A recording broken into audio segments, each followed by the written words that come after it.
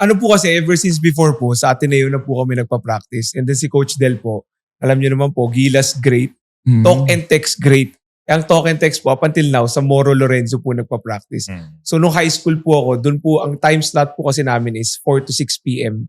Ang talk and text po nung time na yun is 2 to 4. So sila po usually po yung practice before us. And then nung time po na rin po kasi na yun, kaya po Big Mike rin po ang tawag sa akin. Kasi po big man po kasi talaga ako nung dati, tas malaki po talaga ako eh. So parang hinown po ko po yung laro ko.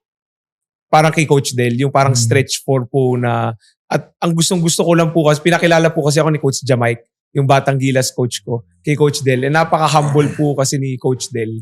Na parang, nung una pong pinakilala po sa akin ni Coach Jamike si Coach Del, na parang, wow, superstar na, pogi na, humble pa. Ano pa po ang hahanapin ko? Nga, ano so parang, ba? kaya rin po ako naging ganito kabait. Yeah.